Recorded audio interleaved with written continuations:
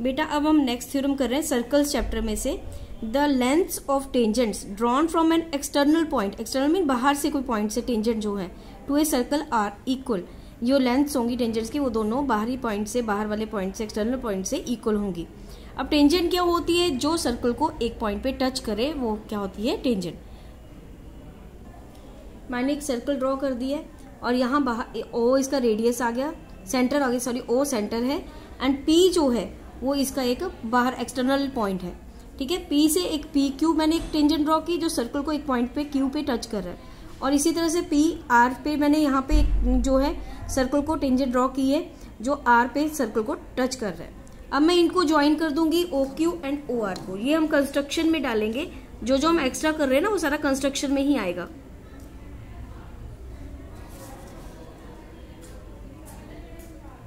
ये हमने इनको ज्वाइन कर दिया। अब देखिए, अब इसमें क्या है जो गिवन है पहले वो लिखेंगे हम लोग। हमें गिवन है a circle having centre O, centre O है, and P is any external point, बाहरी पॉइंट है, बाहर से है, external point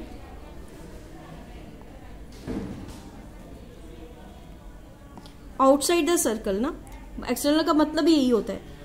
with two tangents, tangents हैं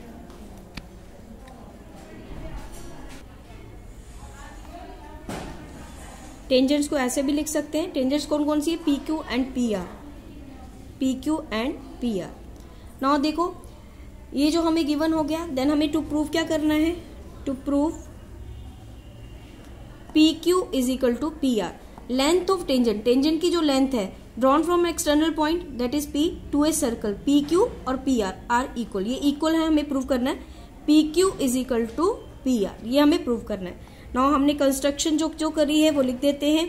हमने ज्वाइन करा है OP O Q O R, join OP O Q and O are.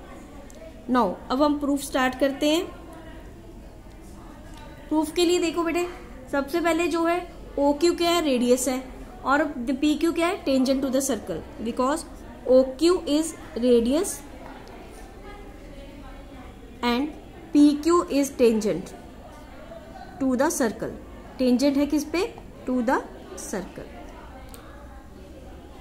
तो बेटा जो टेंजेंट बनती है और सेंटर से सर्कल से वो रेडियस जो होता है वो कितने डिग्री का एंगल बनाता है? 90 डिग्री का। दिस इज एंगल 1 दे देती हूँ, ये कितना हुआ? 90 डिग्री। तो therefore angle 1 is equal to 90 degree. तो इसका आपने साथ में रीजन भी देना है कि क्यों। लिखेंगे a tangent to a circle because a tangent to a circle is perpendicular to, perpendicular होता है किसके? Radius, perpendicular to radius. Perpendicular होगा तभी ना radius through point of contact, through point of contact. तो इसका मतलब क्या है? वो परपेंडिकुलर है तो कितने डिग्री का एंगल होगा? 90 डिग्री। सिमिलरली हम ये एंगल भी कितने डिग्री कर देंगे? 90 डिग्री। सिमिलरली आप लिख सकते हो, similarly angle 2 is equal to 90 degree. अब हमारे पास दो ट्राइंगल्स बन रही हैं। एक ट्राइंगल बन रही है, कौन कौन सी है? ओ क्यू पी और दूसरी ओ आर पी। ठीक है, ये दोनों ट्राइंगल्स को हम लेके चलेंगे। तो in triangle O Q P and दूसरी ट्राइंगल कौन सी है? O R P. अब देखो इनमें ये दोनों क्या है? रेडियस है। O Q is equal to O R, O Q is equal to O R radius. आगे नेक्स्ट देखो, हम इन दोनों में कॉमन है ओपी, ओपी कॉमन है दोनों में, तो लिख देते हैं यहां पर OP is equal to OP common.